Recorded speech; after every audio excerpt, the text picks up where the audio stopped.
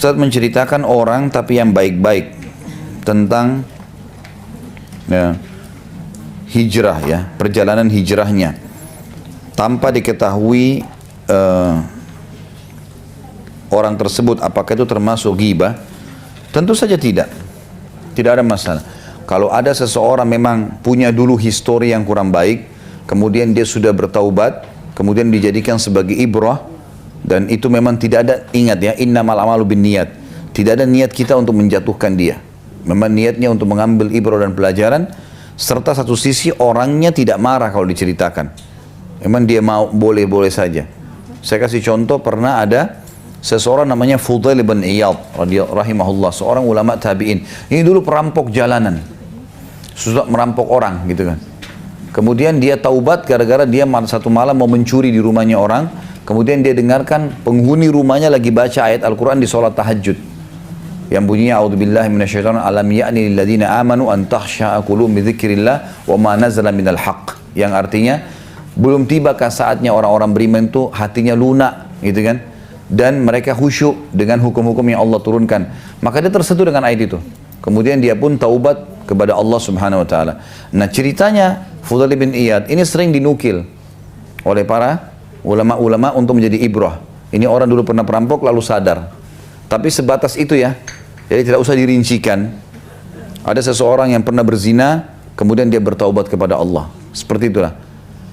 Makin tidak disebut nama misalnya makin bagus untuk ibrah. Tetapi teman-teman sekalian, ada satu hal yang perlu kita tahu. Dalam dakwah, dalam menyampaikan kebenaran, kita lebih baik menyampaikan motivasi berbuat kebaikan langsung pada fadilahnya gitu kan, daripada kita menceritakan keburukan untuk mendatangkan kebaikan. Itu lebih baik. Jadi misal sholat nih, kita lebih baik bilang sholat itu dapat pahala ini, pahala ini, pahala ini, daripada kita bilang orang kalau tinggalin sholat itu dihukum gini, maka kau harus sholat gitu.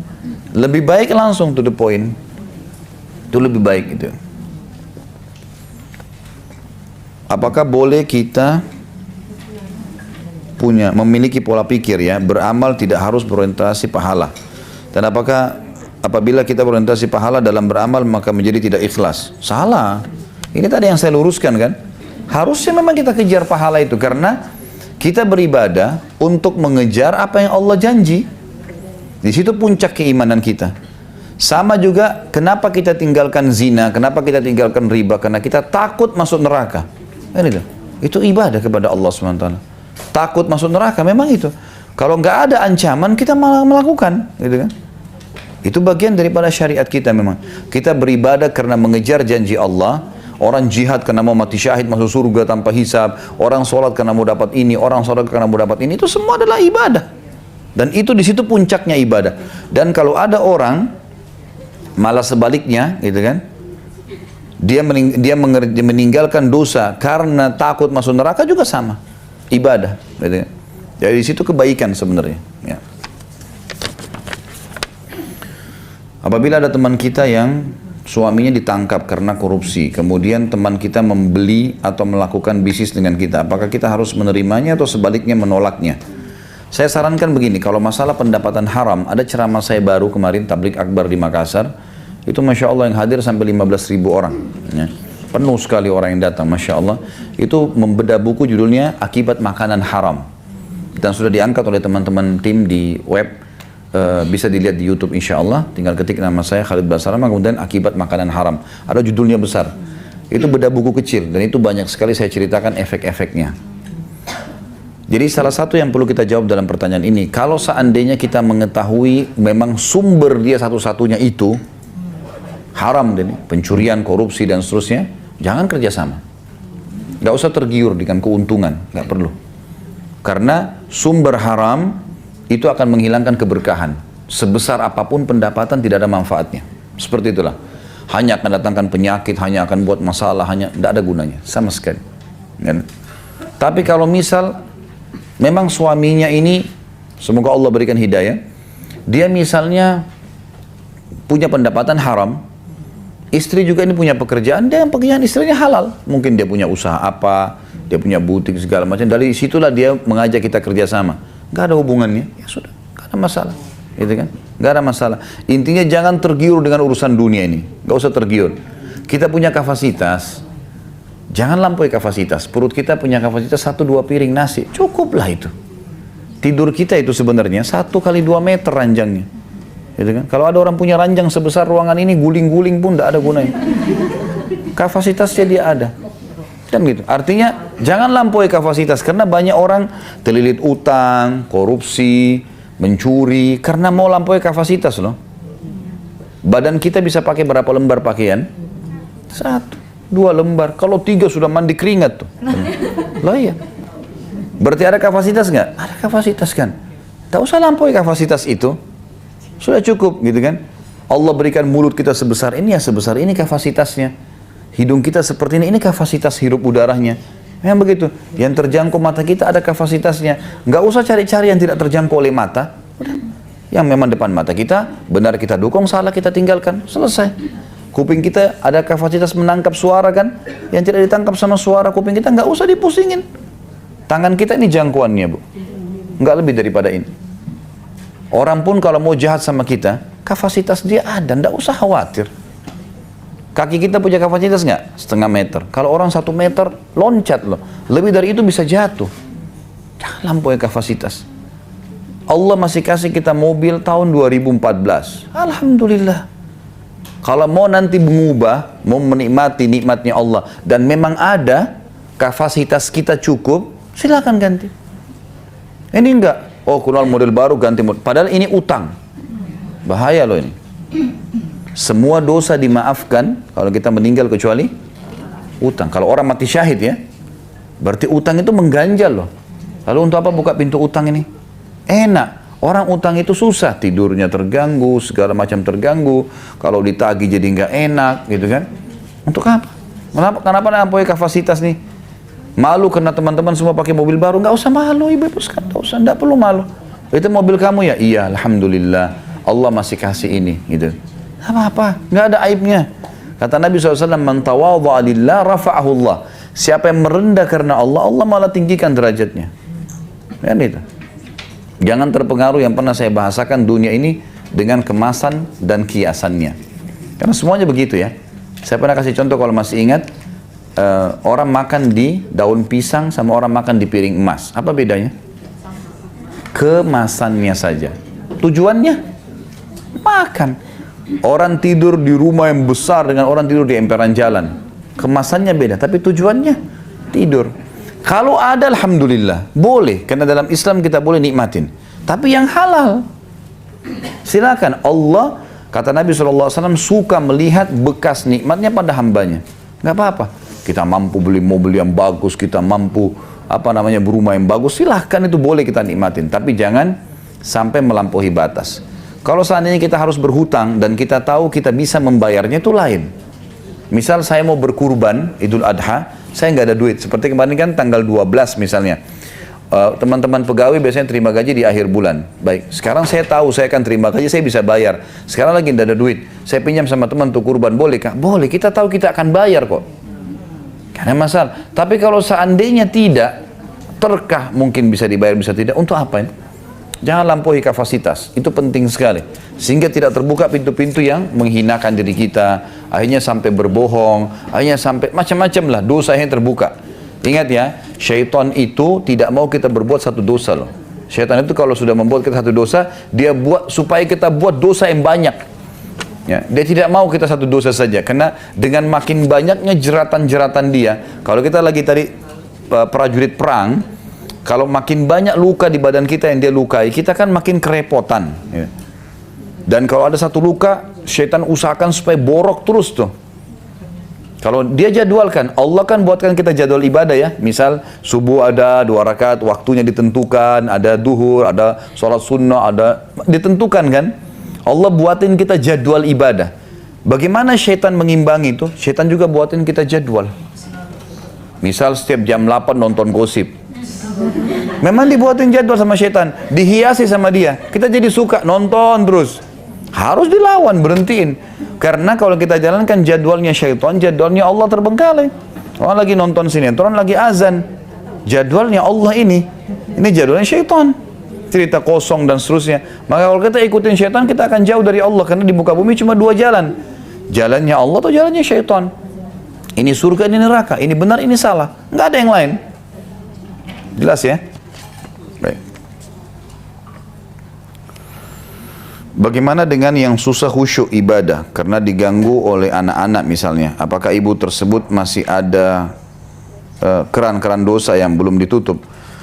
Kita lihat penyebabnya ya. Kalau masalah anak yang mengganggu, memang dalam arti kata memang dia mengganggu karena masih kecil, butuh dan segala itu tidak ada hubungannya. Ibu lebih tahu lah.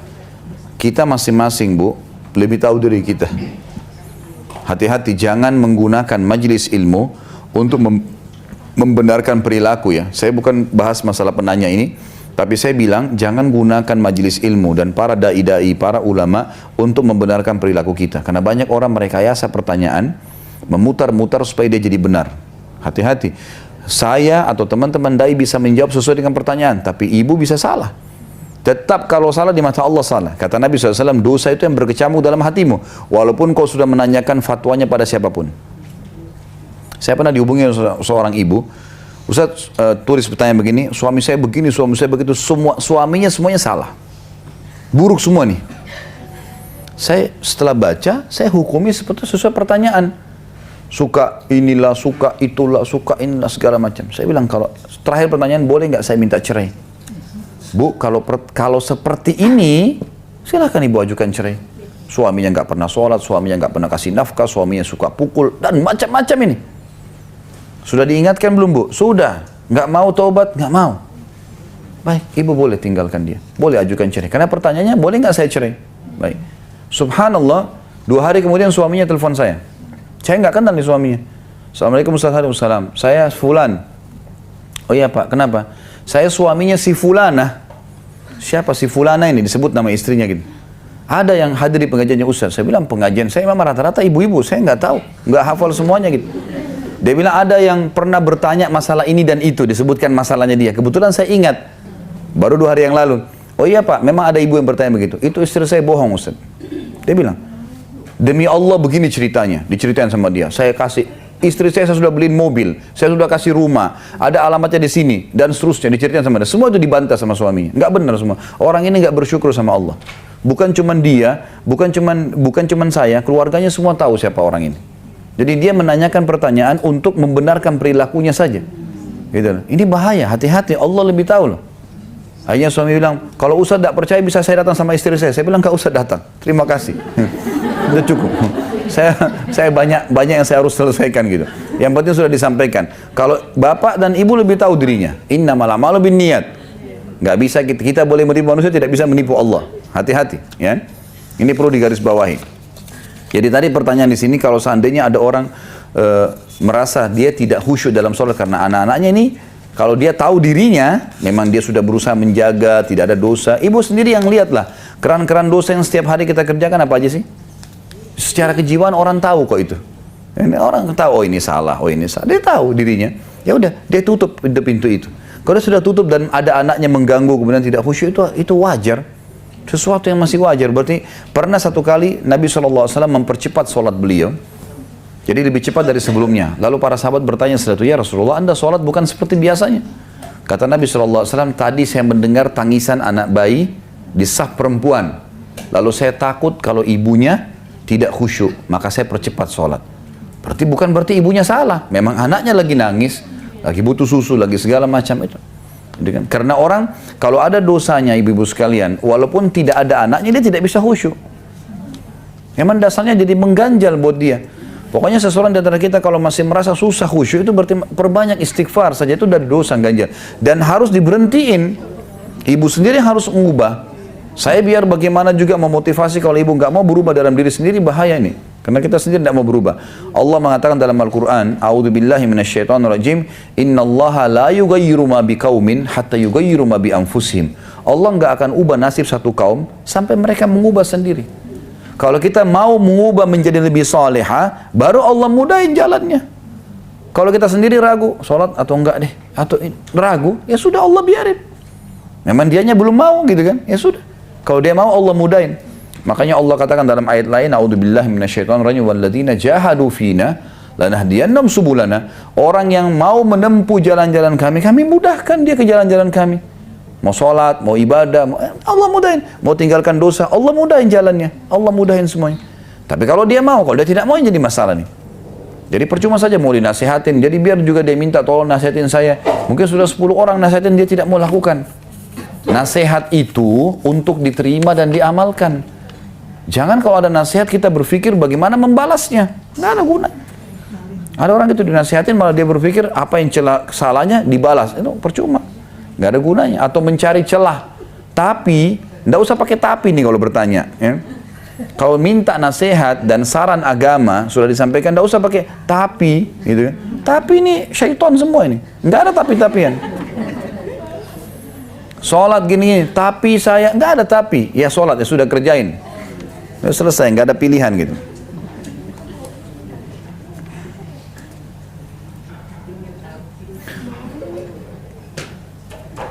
Bagaimana hukumnya memakai kartu kredit? Jika sudah terpakai, apa sebaiknya saya lakukan? Boleh dicicil. Jika suami kerja di bank atau asuransi, apakah semua gajinya haram? Lalu bagaimana menafkahi anak istri jika memang itu haram? Ini tentu butuh rincian ya, butuh rincian. Kalau masalah, saya pernah tanyakan kepada Profesor Ahmad. Beliau ini salah satu pakar fikih di Madinah. Dan masalah hukum kartu kredit. Beliau mengatakan ini harus dirincikan. Kalau seseorang berada di sebuah negara yang semua memakai sistem kartu seperti ini dan tidak ada lagi jalan keluarnya, dan dia harus melakukannya, maka dia pakai, tapi dia harus jauh dari masalah riba itu. Masalah ada tambahan, masalah ada ini. Tetapi ini kita bicara bolehkah atau tidak boleh, kan gitu. Tetapi boleh menekankan, tetap seorang mukmin lebih aman untuk tidak menjurumuskan kakinya di jurang. Jadi kalau tidak pakai jauh lebih baik. Jauh lebih baik. Kenapa? Misal gini, ini ada cicilan 0%, saya bayarlah. Baik, sekarang pertanyaan, satu waktu kita tertidur, kita lewat sehari, denda kena 50 ribu nggak? Kena 50 ribu. Baik, 1 dirham riba, lebih berat daripada 36 kali berzina. Ada hadisnya begitu. Untuk apa kita gara-gara mau cicil microwave, gara-gara mau cicil sepatu, gara-gara mau cicil tas, lalu kena riba untuk apa ini? Ini melampaui kapasitasnya. Kalau belum bisa pakai microwave, nggak usah pakai, panasin di panci, selesai. Hah? Pakai yang ada saja, bisa kan gitu. Ini kalau mau lebih berhati-hati ya, kita bicara kehati-hatian karena kita tidak tahu ya. Karena sekecil apapun dosa ada hukuman kan gitu. Kalau saran saya lebih baik untuk tidak, gitu kan? Lebih baik untuk tidak. Sebentar, biar saya selesaikan dulu. Nanti habis itu ibu kalau bersama pun sebentar ditanggapin. Intinya di sini, masalah kartu kredit, kalau bisa tidak dipakai lebih aman. Jauh lebih aman, tidak usah pakai. Coba ibu renungin deh, kalau tidak dipakai, apa yang rugi? Hah? Matanya buta, tangannya putus, nggak ada apa-apa. Tapi kalau ada di tangan, oh ini limitnya 30 juta, oh ini limitnya 70 juta. Kita akan buka nggak itu? Kita akan buka nanti. Oh nggak apa-apa, saya masih mampu, saya masih mampu. Akhirnya utang bertumpuk, akhir bulan bingung bayar yang ini, bayar itu, banyak. Kendalanya lalu untuk apa? Dan kadang-kadang kebanyakan ini, makanya dia bank-bank biasa punya brosur, cicil ini, alat ini, segala macam. Padahal kita nggak perlu sebenarnya. HP-nya alhamdulillah ada, ininya ada, itunya ada. Coba belajar teman-teman sekalian. Kenapa ada manusia begini? Ini faktor kejiwaan ya. Kenapa ada manusia pada saat dia punya pendapatan 5 juta per bulan, ya, dia merasa bisa hidup. Atau misal ada orang cuma 1 juta per bulan, dia bisa hidup, dia bisa makan, bisa minum kopi, bisa semuanya. Kenapa pada saat gaji dia naik 5 juta, dia tidak bisa, dia kalau ada income tambahan, dia tidak bisa hidup seperti hidup yang 1 juta kemarin. 5 juta itu tidak cukup lagi sama dia. Padahal waktu dia masih 1 juta, dia bilang kalau seandainya saya punya gaji 5 juta, ini pasti tertutupi semua. Bahkan saya bisa nabung. Kenapa pada saat datang 5 juta gaji dia nggak bisa? Karena secara kejiwaan tuntutannya lebih besar. Coba kalau dia pada tuntutan yang sama, maka tidak ada masalah sebenarnya. Income ini akan bisa di save, bisa disimpan, tapi enggak. Memang secara kejiwaan ada orang begitu. Jadi biar income-nya pun 1 miliar per hari, habis juga. Karena dia akan ikutkan dengan tambahan-tambahan pengeluaran terus. Dan banyak hal yang tidak perlu. Banyak hal yang tidak perlu sebenarnya. Ini bukan sekali lagi tidak boleh menikmati ya. Kita boleh menikmati hal-hal yang halal. Tapi ingat, ada kaidahnya gini. La ifrat wa la tafrit. Jangan terlalu berlebihan, jangan juga terlalu perhitungan. Tengah-tengah lah. Tengah-tengah lah. Sesuai dengan tadi saya bilang kapasitas kita. Ya. Kalau masalah ada suami kerja tadi pertanyaan di bank dan seterusnya. Ini ibu-ibu sekalian, maaf. Kalau Anda bertanya hukum agama, maka hukum agama haram, haram, halal, halal. Nggak bisa seorang dai itu menjual akhiratnya untuk masalahnya ibu pribadi, nggak bisa. Saya waktu ditanya masalah riba, riba haram, dosa besar, nggak bisa. Mau dicari dari celah manahnya, gitu kan? Nggak mungkin. Ini kalau haram, jangan cari dari samping ada halalnya atau enggak. Dari bawah. Haram berarti H-A-R-A-M, haram. Nggak bisa. Kalau tanya seorang dai, pasti dia bilang, kalau orang takut sama Allah, nggak boleh haram loh. Ibu lakukan berarti ibu tanggung konsekuensinya, gitu kan? Karena nggak mungkin kita halalkan, ini hukumnya Allah. Termasuk yang membatalkan keislaman seseorang, kalau Allah haramkan kita bilang enggak apa-apa halal, itu bisa batal loh Islamnya. Allah haramin kita bilang enggak boleh, haram jelaskan apa adanya. Orang lakukan berarti ada konsekuensinya. Dan kita membantu dia untuk keluar. Silakan keluar. Orang-orang yang masih terlibat dalam kemaksiatan, lalu bertanya sebuah hukum, masih kerja di bank konvensional, masih ada riba, atau masih melakukan maksiat. Seperti orang yang sedang injak becek, ya. Dosa itu kan kotoran, najis ya. Dia injak becek sekarang. Lalu seorang dai memiliki selang air, siap membantu dia. Dia bilang, Ustadz, bantu saya. Baik. Kalau saya sebagai Ustadz, misalnya sebagai dai, menyiram dia sementara di situ, saya mau bersihkan celananya sementara dia dibecek, maka makin kotor. Bagaimana caranya supaya dia bisa bersih? Dia keluar dulu dari becek itu. Baru saya siram. Memang ada proses, basah sedikit, tapi sudah sebentar lagi kering kok. Begitu baru bisa. Jadi percuma ibu mau bertanya bolak-balik sama siapapun, kalau ibu tetap mau di situ, susah. Nggak bisa. Allah tidak akan mengubah nasib satu kaum sampai dia mengubah dirinya sendiri. Itu penting. Ada juga tadi disinggung masalah asuransi, panjang lebar saya jelaskan sebenarnya. Di YouTube sudah ada ini ya. Jadi asuransi itu selalu menjual sesuatu yang sifatnya tidak terjadi. Kalau ibu nanti dirawat nginap, sekarang selama hidup berapa kali dirawat nginap? Hah? Kalau ibu nanti tabrakan, kalau ibu nanti badai, apalah, kadang nggak terjadi. Untuk apa ini? Dari zaman dulu orang hidup tanpa asuransi kok. Bisa hidup, gitu kan? Lebih baik kita investasi, karena Allah menghalalkan apa? Jual beli, perdagangan, dan Allah mengharamkan riba. Riba masuk dalamnya masalah asuransi ini. Orang ada gharar, ada riba, jadi kalau kita tidak pakai maka dia bisa hangus. Kalau kita pakai pun kita cuma store 5 juta, tapi kalau kita butuh 70 juta dibayarin sama dia. Ini gharar namanya, nggak boleh dalam Islam. Hukumnya tetap nggak boleh. Kita nyetornya lebih sedikit, kita pakai lebih besar. Atau kita kalau tidak pakai, dia ambil sama dia. Ini semua adalah hukum-hukum gharar dalam Islam. Allah mengatakan solusinya, wa halallahu al-bai'a wa harrama riba. Allah menghalalkan transaksi jual beli dan Allah mengharamkan riba. Artinya, ibu-ibu investasi, usaha gitu loh, dagang, buat investasi, tabungan, silahkan, jangan ke sini. Karena ini tidak boleh. Allah menghalalkan solusi lain kok. Misal ibu-ibu kumpul 10 orang nih. Ayo kita 10 orang kumpul yuk. Masing-masing berapa? 100 juta, 50 juta, 10 juta. Ayo kita gabung. Kemudian kita buka usaha apa nih? Sama-sama. Itu lebih baik, lebih berkah. Allah halalkan jual beli. Untuk apa kita ikat diri kita pada hal-hal yang masuk dalam masalah haram? Ingat ya. Kata Nabi SAW dalam sebuah hadis, ini perkataan seorang ulama tabi'in. Kalau tidak salah statement Sufyan ats-Tsauri. Beliau mengatakan siapa yang menggunakan dana haram untuk kebutuhannya atau untuk pengobatannya atau untuk jalan keluarnya, ini seperti orang yang mencuci bajunya dengan air kencing. Haram, kotor. Gimana caranya? Jadi tambah bau kan? Jangan. Lebih baik jangan gitu. Mungkin teman-teman yang sudah lama ikut, teman-teman yang terlibat sebagai kerja, mungkin merasa, masa sih? Baiklah. Saya sarankan begini. Setiap kali penyampaian agama, Bu, ibu renungi dalam hati, ibu pulang, renungin, lihat efek-efeknya. baru ambil keputusan. Tidak usah menghakimi sekarang. Karena hukum agama tidak bisa berubah, gitu kan? Tapi ibu coba renungin, ibu minta kepada Allah petunjuk. Kalau ibu merasa tenang ya silahkan saja. Kalau emang mau diadakan jangan, atau ada mungkin orang lain yang jelaskan, oh nggak apa-apa silakan, ya sudah. Ibu mau berpegang pada dia silakan. Tapi pertanyaan dilempar ke saya. Saya selalu mengatakan kalau meja ini kita bagi dua, ini zona aman, ini zona tidak aman. Yang mana kita pilih? Zona aman. Kenapa nggak cari yang aman sih? Kenapa selalu mau coba-coba kepada hal yang tidak? Jangan tes. Api itu kalau kita coba tes saja tetap panas. Untuk apa? Untuk apa sekarang? Jangan coba-coba, sudah langsung aja sekalian yang aman, zona aman.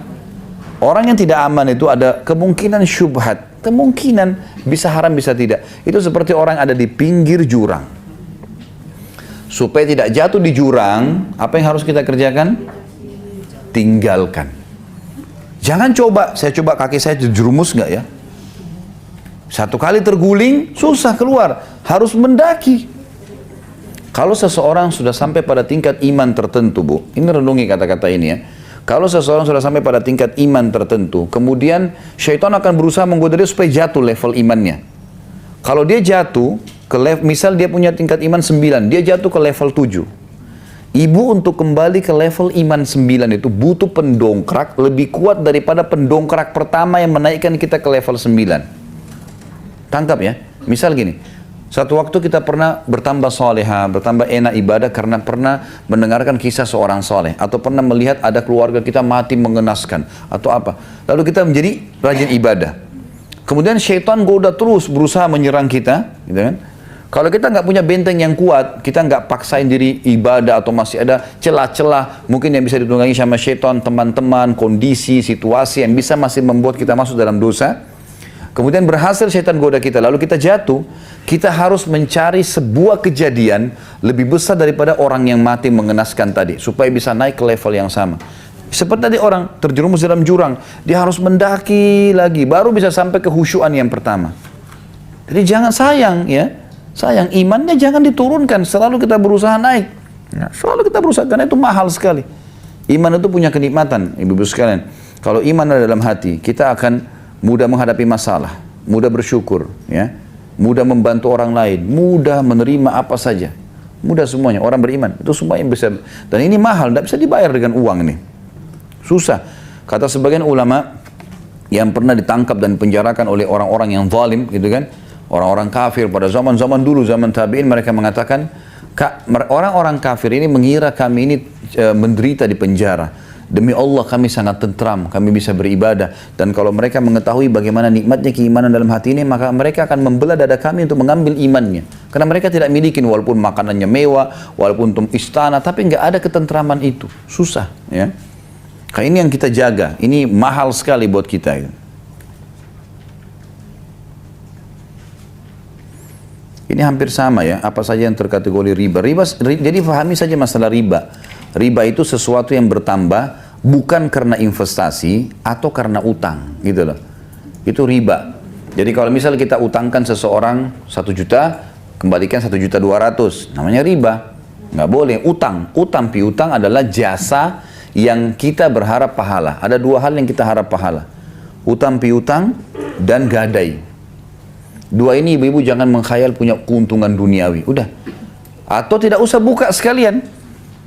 Kita boleh dalam Islam, ada orang mau utang kita tolak, maaf saya nggak bisa pinjamkan. Nggak apa-apa, nggak usah bohong. Karena kita ragu, kita bilang maaf saya nggak bisa pinjamkan. Nah, itu hak kita, nggak berdosa ya. Yang dilarang itu kalau orang minta sedekah kita tolak, itu nggak boleh. Kasih berapapun kalau sedekah. Tapi kalau orang mau utang, kita punya hak untuk bilang maaf saya nggak bisa. Karena kita tidak kenal, mungkin kan itu. Karena kalau kita sudah utangkan orang, kita harus tahu ini adalah murni mencari pahala, itu utang. Nggak boleh bertambah 1 rupiah pun. Sama dengan gadai. Orang gadein sesuatu nih. Ini saya gadai mobil saya ya. Saya gadai rumah saya. Harganya rumah ini 1 miliar. Saya gadai, saya butuh uang 100 juta saja. Sebulan saya akan bayar. Baiklah, kita terima jaminannya, gadaiannya. Kemudian kita pinjamin 100 juta. Setelah sebulan dia nggak bisa bayar. Apa yang banyak orang lakukan sehingga terjerumus dalam riba? Mereka menyita surat rumahnya orang yang nilai 1 miliar dan tidak dikembalikan sama sekali. Zalim. riba nggak boleh ini. Dia punya hak kalau jatuh tempo 1 bulan untuk jual rumah itu, laku 1 miliar, 900 juta, dia ambil haknya yang 100 juta, kembaliin sisanya ke orang itu. Ini nggak boleh ada tambahan. Utang dan gadai jasa akhirat, titik. Itu hukum Islam. Kalau tidak mau jangan buka pintunya. Ya gitu. Yang kedua adalah investasi. Memang kita datang transaksi jual beli. Baik saya mau buka butik, saya mau buka restoran, saya mau buka hotel, saya mau gini. Mau nggak ikut sama saya? Baik, bagaimana perhitungan laba ruginya? Begini. Ini lokasinya kita pelajari semua. Investasi, kamu 1 miliar, 1 miliar. Baik sama-sama, bagi hasil. Ini dalam Islam, untung rugi ditanggung bersama. Bisa masuk pintu riba, kalau seandainya kita investasi ke seseorang. Kita sudah investasi ya, sudah kasih ke dia. Investasi berarti untung rugi bersama. Nggak boleh pada saat perusahaannya orang bangkrut, kita tetap minta uang kita. Gimana caranya? Dan kita curang pada saat orang ada keuntungan, kita minta keuntungan. Ini nggak boleh. Harus tahu investasi begitu. Tidak bisa, jangan jalan investasi. Udah, duduk aja. Ada uang bisa kita dapatkan gaji atau apa, kita tabung. Begitu sebatas, karena ini memang hukum syariah begitu. Jadi jangan dibuka itu. Ini semua adalah hal yang berhubungan dengan masalah pemahaman, masalah riba dan seterusnya gitu ya. Allahu a'lam.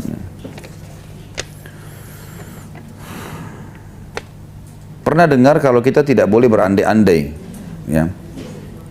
Bagaimana jika kita niat dalam hati, jika kita mempunyai banyak uang ingin memberangkatkan saudara pergi haji, apakah itu seperti berkhayal atau niat baik? Saya nggak pernah mengetahui kalau nggak boleh kita berandai-andai. Yang saya tahu boleh saja. Asal berandai-andai pada hal yang benar.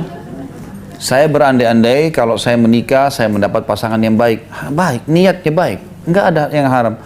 Saya niat kalau Allah berikan saya anak, saya berandai-andai dia bisa menjadi penghafal Quran. Hal yang baik. Nggak ada sesuatu yang salah. Kalau Allah berikan saya rezeki lebih, saya akan hajikan orang tua saya. Semua itu boleh dalam Islam. Berandai-andai seperti ini boleh. Yang tidak boleh berandai-andai pada kemaksiatan atau berandai-andai pada hal yang kosong. Khayalan. Saya berandai-andai pada saat saya duduk di luar sana, langit tiba-tiba menjadi hijau. Apa manfaatnya? Hah? Itu yang tidak boleh. Contoh saja kan gitu. Berandai-andai sudah tua, coba saya muda. Nggak mungkin. Apa gunanya? Ada gunanya? Nggak ada. Tetap tua, gitu kan? Nggak ada urusannya sama sekali. Nah ini yang tidak boleh. Andai-andai kosong itu nggak ada gunanya. Gitu kan? Dalam pepatah bahasa Arab yang disebutkan tidak bolehnya orang mengucapkan begini ya, dia bilang laita syababu yaudu yauman. Coba seandainya masa muda kembali sehari. Andai-andai ini tidak ada manfaatnya. Untuk apa dia andai-andai di sini? Karena tidak akan mungkin terjadi kan? Andai-andai pada sesuatu yang positif dan bisa terjadi. Itu boleh saja.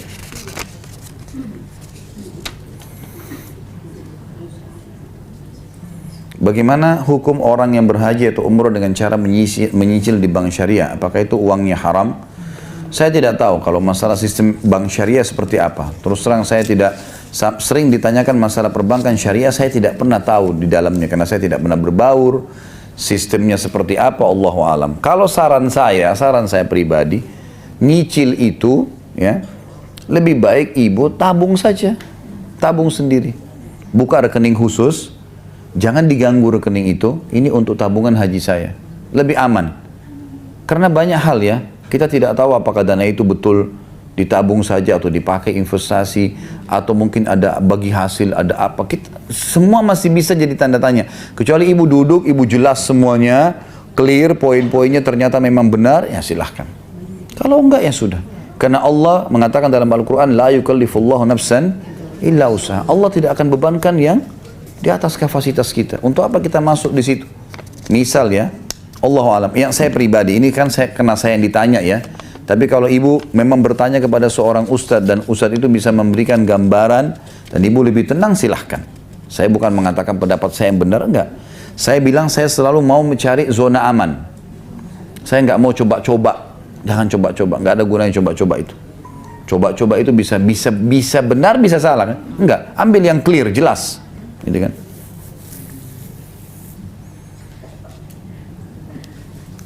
Jika bersedekah dengan hasil bagi hasil bank syariah, Atau bisa saja syubhat dalam kurung, bagaimana hukumnya? Apakah seperti melakukan kebaikan dari keburukan? Tentu saja kalau menabung di bank syariah, dan coba tanyakan ya, ini diapakan ya? Apakah memang dia investasikan, bank syariah investasikan di sektor real atau tidak gitu ya? Kita bisa pastikan, kalau memang kita pastikan sumbernya benar, tidak apa-apa bagi hasilnya diambil. Insya Allah nggak masalah. Tapi kalau kita bicara data ini, hukum adalah jelas-jelas bunga bank riba. Nggak boleh.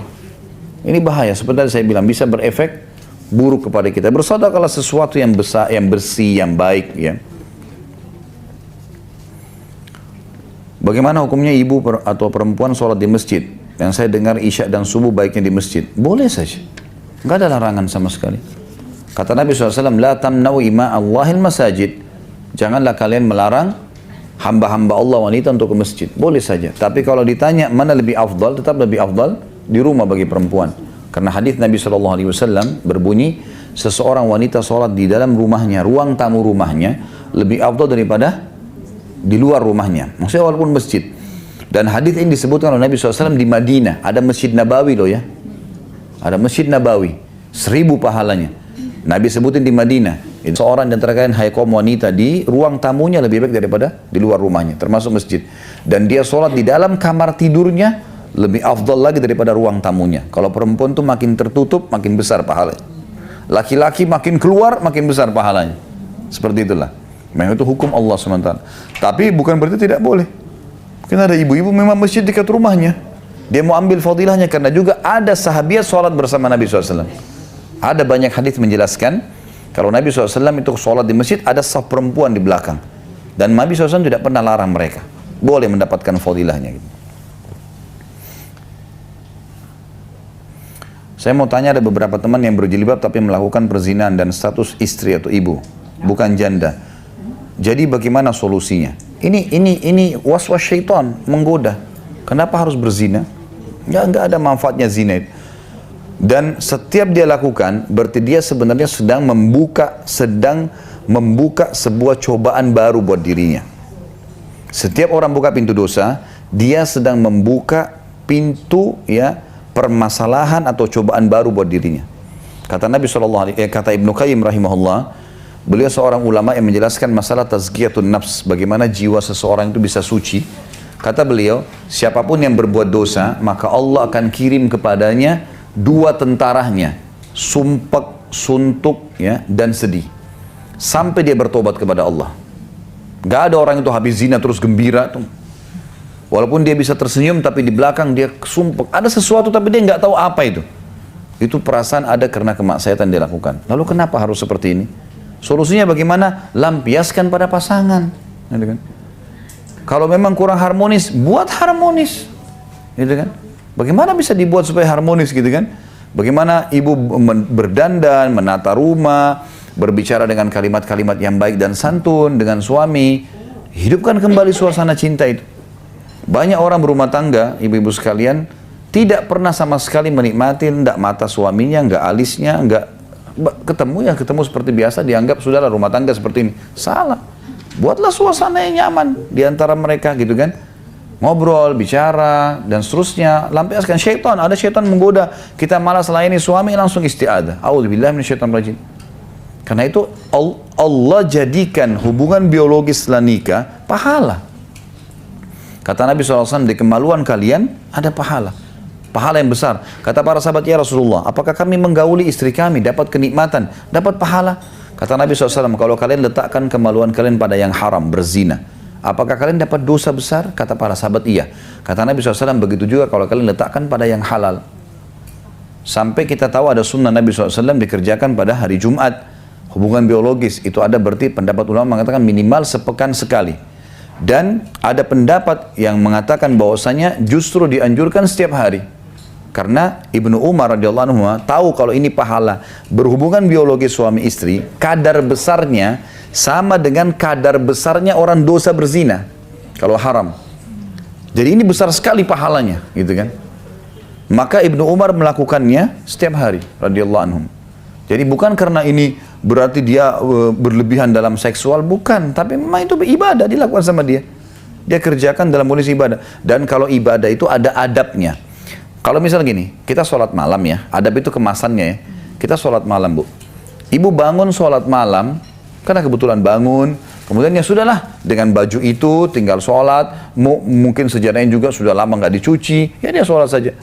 Ini beda pahalanya dengan orang sebelum tidur, ibu sudah tata sejadahnya, sudah bubuhi minyak wangi, memang sudah diniatkan mau bangun sholat malam. Bangun sholat malam, buat teh hangat, minum dulu, buat kemasan, supaya ibadahnya jadi nyaman. Itu ada pahalanya sendiri. Kemasannya itu ada pahalanya, asal mengemas ibadah yang sudah ada perintahnya. Ya. Jadi dia pakai mukena yang bersih, dia pakai minyak wangi yang wangi sejadahnya, waktunya juga dia sudah atur, saya mau sholat malam jam 3, jam 4, saya berarti tidur harus jam 9, jam 10 malam, memang sudah ditata sama dia. Ini kemasannya, ini beda, pahalanya beda. Sama dalam semua lini kehidupan ya, ibu-ibu kalau ada kelebihan rezeki, mau umrah, mau haji, jangan tanggung. Bisa bintang 5, bintang 5, bintang 7 bayar, nggak apa-apa. Loh iya betul, karena ini ibadah. Beda, orang bilang sudah deh nggak apa-apa, bintang ini saja. Ya, padahal dia mampu ya, bukan tidak mampu. Sudah gini aja deh nggak apa-apa, kan hotel juga tidak dipakai. Jangan pelit dengan diri sendiri, itu sedekah ibadah. Nikmatin, silakan. Buat kemasan terbaik. Berikan makan orang, jangan makanan bekas. Beli makanan yang bagus memang, sekalian kasih yang baik buat Allah, begitu. Kemas ibadah itu, sama dengan biologi suami istri. Kemas, ibu jangan asal jadi. Kemas, buat suasana yang nyaman, apa yang suami suka lakukan, dan bukan aib, Bu, untuk mengubah keadaan. Kalau selama ini kita biologisnya buruk dengan suami, ubah menjadi baik. Nikmatin itu, gitu kan. Bagaimana caranya? Coba cari, susun poin. Mulai hari ini saya akan buat apa sih, perbaikan apa mungkin selama ini. Nanti besok perbaikan apa, nanti lusa perbaikan apa, terus kemudian komunikasi apa yang disukain dan seterusnya. Ini perlu terbuka, gitu kan. Ini perlu terbuka. Makanya dalam Islam dibolehkan. Dan itu bukan aib, gitu kan. Bukan aib dalam Islam. Kalau kita dihalalkan berhubungan biologis, berarti halal semua yang menuju ke situ. Suami istri, halal semuanya. Yang haram zina, maka haram semuanya. Sampai Allah bilang, la taqrabuz zina. Jangan dekatin tuh zina. Bukan cuma lakukan. Jangan mulai telepon, jangan mulai SMS, jangan mulai menggoda. Jangan mulai. Karena akan ke sana. Bahaya. Dan Allah mengatakan, sesungguhnya zina itu wala taqrabuz zina innahu kana fahishatan wa sa'a sabila. Jangan kalian dekatin zina, karena zina itu adalah fahisha, perbuatan salah, dosa besar buat kalian, wa sa'a sabila, dan seburuk-buruk jalan yang ditempuh. Maksudnya kata ulama tafsir, pasti kalian akan dipermalukan, kebongkar, akan sumpek, akan ribut, akan gagal usaha, akan. Saya sampaikan ini di pengajian saya, ada satu orang bilang, betul Ustaz, saya semenjak membuka pintu zina, usaha saya setiap saya buka gagal ini. Sana gagal, ribut suami istri di rumah, ada masalah. Padahal sebenarnya dia tadi berpikir tidak ada yang tahu, dia ke luar negeri, dia kemana, dia zina. Setelah saya jelaskan, berarti ini efeknya Ustaz. Iya, berefek loh itu. Nggak ada tidak berefek. Dan masalahnya gini, kita kalau sudah buat sesuatu, maka selalu sesuatu itu ada bekasnya. Dan butuh waktu untuk membersihkan bekas. Contoh, ada air di gelas, saya pegang. Kemudian ada orang lewat, saya siram air itu, bukan niatnya untuk membasahin dia, tapi ternyata dia kena air itu. Apa yang harus kita lakukan? Kita bilang, maaf ya. Baik, cukupkah itu? Nggak cukup. Karena baju orang sudah basah. Ada bekas kan? Bersihkan bekasnya. Saya keringkan bajunya ya. Saya gantiin bajunya. Kalau dia betul-betul mengatakan, sudah nggak apa-apa, saya sudah maafin, sudah. Berarti bekas itu dia tanggulangi ya, sudah. Tapi jangan lupa ada bekas. Nggak ada bekas. Kita ngobrol sama lawan jenis. Jangan bilang nggak ada bekas, berbekas itu. Jangan biarkan ada bekas. Karena jangan coba-coba tadi saya bilang. Coba-coba ini berbahaya. Kita manusia lemah. Sama kita incipin, kita sudah kenyang nih. Lihat makanan di meja, kita incipin dikit, biar kenyang kita bisa makan loh. Kalau kita mau coba-coba buka pintu dengan lawan jenis, padahal sudah ada pasangan, ada orang, Allah penuhi loh kebutuhannya. Sudah terpenuhi, dia terlampiaskan biologisnya, ada makan, suaminya kalau kemana-mana antar dia, masih buka pintu itu. Dia masih mau coba-coba, bahaya loh ini bisa hancur rumah tangganya. Allah SWT hancurkan. Dan kalau dia berumah tangga lagi, pasti akan ada penghinaan. Nanti akan dihina oleh suami yang keduanya, nanti akan kacau. Padahal asalnya dari yang pertama. Untuk apa? Kalau sesuatu nggak perlu diganti, jangan ganti. Nggak perlu. Masih bisa. Sudah kita jalan. Dunia sebentar, Bu. Orang mukmin tahu akhirat adalah target utama. Dunia sebentar. Mau diapain dunia ini? Ibu bayangkan gini. Semua jenis makanan yang enak yang pernah kita pengen. Lalu kemudian kita sudah berhasil. Anggap makanan itu di Itali. Jauh sekali. Kita ke sana berhasil beli makan. Baik, sekarang setelah berjalan berapa waktu? Kita masih rasakan? Nggak ada. Cuma kenangan. Dulu saya pernah ke sini. Dulu saya pernah. Itu dunia begitu. Nggak ada sesuatu. Oh iya, saya pernah berzina sama orang ini. Terus habis itu apa? Anggap orang itu paling top, paling gagah, paling cantik. Saya pernah berzina. Terus apa? Habis itu apa? Nggak ada sesuatu gitu loh. Itu dunia kecil. Dan efeknya ada. Buruknya ada. Dosa itu ada. Makanya bayangkan di dunia ini kalau apapun yang kita dapatkan yang paling hebat pun, setelah itu apa? Nggak ada sesuatu, biasa saja. Biasa saja gitu. Ya? Jadi jangan dibuka pintu itu. Jangan dicoba-coba. Ya? Jadi baik jangan. Karena ini berbahaya. Saya sarankan kalau ada ibu-ibu seperti ini, taubat nasuha kepada Allah detik ini. Berhenti. Nggak boleh lagi sudah. Ada godaan, lawan. Harus dilawan. Lampiaskan ini. Semua yang berhubungan dengan laki-laki itu tutup semuanya. Fotonya kah, nomornya kah, blokir semua. Selesai. Memang harus, ada gejolak, lawan. Minta, ya Allah bersihkan hati saya mau jadi baik ya Allah. Buat saya puas dengan suami saya ya Allah. Buat, minta sama Allah. Karena bahaya, berbahaya. Ibu kalau berpikir bisa sembunyikan dari suami, demi Allah, Allah bongkar. Sampai kata Nabi SAW, kalau ada seseorang ya membuka aib orang lain atau melakukan satu perbuatan, dia sembunyikan pun, Allah akan bongkar aibnya walaupun dia sembunyikan di dalam rumahnya. Tak bisa itu. Jangan mimpi itu kita bisa tutupin terus. Nanti tiba-tiba saja ibu lagi di kamar mandi, suaminya lihat telepon. Atau mungkin lagi jalan, suaminya lihat. Allah punya kuasa. Jangan menghayal tidak. Allah punya cara. Sama laki-laki juga begitu. Mungkin dia berbuat haram, lalu istrinya punya cara. Allah punya cara buat istrinya tahu. Ingat kasus tadi Nabi Musa alaihissalam. Jadi jangan dibuka pintu itu. Nggak usah lah. Nggak usah. Dunia ini jadikan dan fahami adalah tempat lewat saja. Dan ini kemasan sama kiasan. Tidak usah terpengaruh dengan itu. Orang yang mau coba-coba yang lain itu karena memang dia merasa, ya, ini adalah mungkin lain, mungkin begini. Enggak ada hubungannya sama sekali. Mungkin ada beda rasa makanan-makanan ini, tapi sama saja makanan. Tujuannya menghilangkan lapar. Itulah dunia. Kecuali ada hukum syariat di situ, gitu kan? Ada hukum syariat. Misal orang makan, dia sudah biasa beli ayam, beli makanan di rumahnya, tapi pas Idul Adha memang disuruh berkurban, disuruh makan tambahan daging. Ya, perintah, baiklah kita kerjakan. Tapi kalau nggak ada, untuk apa? Nggak ada manfaat sama sekali. Jadi ini harus bertakwa kepada Allah. Jangan dibuka pintu ini. Nggak ada manfaatnya sama sekali. Anggap kita sudah lakukan hubungan biologi sama dia, apa kita dapat? Sebuah kebanggaan. Kebanggaan mau diapain? Sementara ada hukuman Allah datang, tidak mungkin kita lepas ya. Apalagi kalau itu dilakukan berulang-ulang, maka itu makin berat hukumannya. Oh, 11:30 ini. Ya.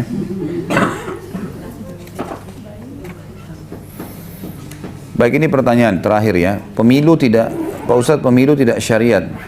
Jadi boleh golput kah? Ada isu bila kita golput non-muslim menang. Bagaimana dengan pilkada nanti? Apa boleh kita memilih pemimpin muslim lebih baik? Tentu kalau dalam kondisi sekarang, maka saya pribadi menyarankan untuk tidak, untuk harus memilih, jangan tidak memilih muslim. Karena opsinya muslim atau orang kafir. Kecuali kalau bertemu antara muslim sama muslim, dua-duanya buruk. Ya jangan dipilih. Siapa yang menang nanti tinggal kita ikuti peraturan yang sesuai dengan hukum Allah gitu kan. Tapi kalau muslim sama non-muslim, tidak bisa memang ini. Kita lihat mana yang terbaik, menurut kita Islam, kita berikan suara kita. Itu yang dianjurkan. Dan ini kemarin sudah dibicarakan sama salah satu ulama di Madinah yang mengajar di Masjid Nabawi, Syekh Dr. Sulaiman Ruhaili. Waktu kami bertemu di Batu kemarin, ada di Malang ada daurah, kemudian ditanyakan masalah itu. Bagaimana kalau kondisinya begini? Kalau kondisi seperti sekarang Jakarta, nggak bisa muslim nggak milih. Karena kalau nggak milih malah bisa berbahaya. Minimal orang non-muslim, kalau non-muslim ini bangun gereja, nggak ada yang bisa tegur agamanya dia. Minimal itu. Anggap dia tidak ganggu orang Islam, tapi minimal dia bisa melakukan itu. Kan itu. Sebaiknya mungkin Allahu a'lam, poin ini adalah Kita memilih dan memberikan suara kepada muslim yang kita anggap baik. Mudah-mudahan Allah berikan yang terbaik. Tapi ini saran. Tapi kalau ada orang mau golput, itu adalah hak dia. Tidak mungkin dipaksakan. Allahu a'lam. Mungkin begitu. Kita berdoa kepada Allah SWT, semoga apa yang kita bahas pada pagi menjelang siang ini semuanya diberkahi olehnya. Dan juga semoga saja semua dosa yang pernah kita kerjakan diganti dengan kemahamurahnya menjadi pahala. Dan semoga semua amal yang pernah kita kerjakan dan yang akan kita kerjakan diterima oleh Sang Pencipta Allah. Dan semoga sisa umur kita diberkahi olehnya dan puncaknya kita masuk surga tanpa hisab. Dan kita terus mendoakan saudara kita di Palestina, di Syria, di Yaman, di Irak, di Myanmar, di Ahsa, dimanapun mereka berada. Semoga Allah ikhlaskan niat mereka, terima para syuhada mereka, muliakan Islam di tangan mereka dan tangan kita semua. Dan semoga Allah dengan kemahamurahannya mempartisipasikan kita bersama mereka di pahala, baik dengan doa, dengan harta juga dengan jiwa kita. Dan semoga Allah sekali lagi menyatukan kita semua di surga Firdausnya tanpa hisab, sebagaimana satukan kita di majlis ilmu yang mulia ini. Kalau benar dari Allah, kalau salah dari saya mohon dimaafkan. Subhanakallahumma wa bihamdika asyhadu an la ilaha illallah astaghfirullah wa atubu ilaik. Assalamualaikum warahmatullahi wabarakatuh.